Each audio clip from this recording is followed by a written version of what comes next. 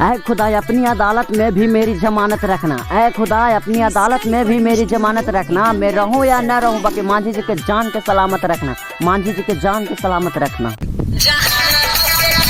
कह रहे हम मांझी के बेटा हैं और रहते हैं शान से। कह रहे हम मांझी के बेटा हैं और रहते हैं शान से। और हमसे बदमाशी करोगे बेटा, मरा जाओगे जान से।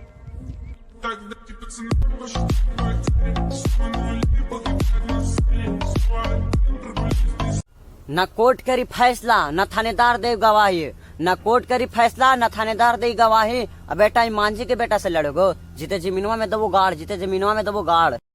तो मारे के धमकी दही, हम तोरा मार के देखिबो, ई हमार वादा हो।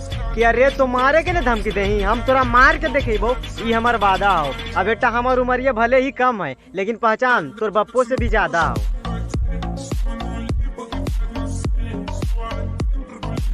काके छोड़ी तू हमर दिल के तोड़ के चल में तक तोर याद में गौवा के हम पगला बन जाए। काके छोड़ी तू हमर दिल के तोड़ के चल में तक तोर याद में गौवा के पगला बन जाए। तू ने छोड़ी राहु रवानी ना समझ ना हम बेटा या मांझी के जिस दिन हमरा छोड़ के तू चल में, उस दिन दोबारा हम तोरा नजरो नहीं बो, दोबारा नजरो नहीं बो।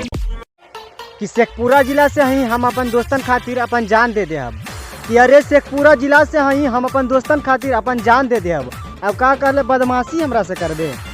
कॉपी बिना कवर के ना रहा है। अरे कॉपी बिना कवर के ना रहा है। मांझी के बेटा बिना लाभर के ना रहा है। मांझी के बेटा बिना लाभर के ना रहा है। कि ढेर हम बोल ही लेना, लेकिन दम रखे नहीं अपन हर एक बात में। कि अरे पगली ढेर तो हम बोलो ये नहीं, बाकी दम रखो अपन हर एक बात में। और कसम से कोई ये हमार जान तो बड़ी खुश रहनी जब शादी तू करनी है मांझी के बेटा के साथ में। मांझी लिखा वाले ओढ़निया